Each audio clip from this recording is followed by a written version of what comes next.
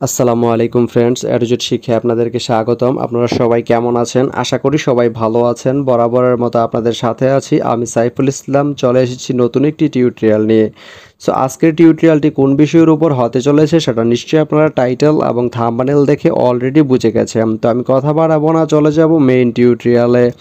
আর main টিউটোরিয়ালে যাওয়ার আগে একটা কথা বলে নিতে চাই, আপনি যদি আমার চ্যানেলে নতুন হয়ে থাকেন তাহলে অবশ্যই আমার চ্যানেলটি সাবস্ক্রাইব করে নোটিফিকেশন বেলটি অন করে দিবেন।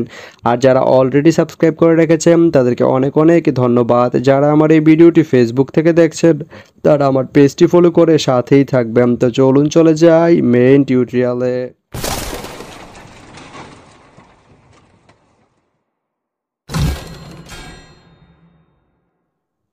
তো বন্ধুরা, আজকে আমরা জানবো আপনি জয়পুরহাট থেকে রুহিয়া যেতে কোন কোন ট্রেন রয়েছে, সেই ট্রেনগুলো ছাড়ার নতুন সময়সূচি, বন্ধের দিন এবং গিয়ে পৌঁছতে কতক্ষণ সময় লাগবে বিস্তারিত।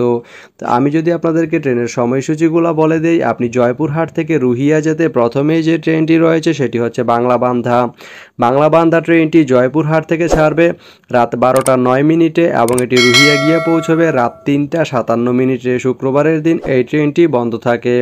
এরপরে রয়েছে দ্রুতযান ট্রেনটি জয়পুরহাট থেকে ছাড়বে রাত 2টা 9 মিনিটে এবং এটি রুহিয়া গিয়ে পৌঁছবে ভোর 5টা 55 মিনিটে। এই ট্রেনটির কোনো অফ ডে নেই।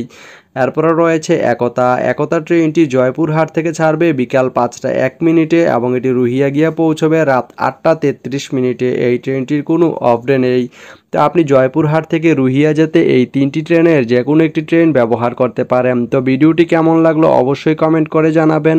আর ভিডিওটি যদি ভালো লেগে থাকে বা আপনার কোনো উপকারে এসে থাকে তাহলে ভিডিওতে একটা লাইক করে দিবেন, কারণ আপনার একটা লাইক আমাকে অনেক ইন্সপায়ার করে নতুন নতুন আরও ভিডিও বানাতে।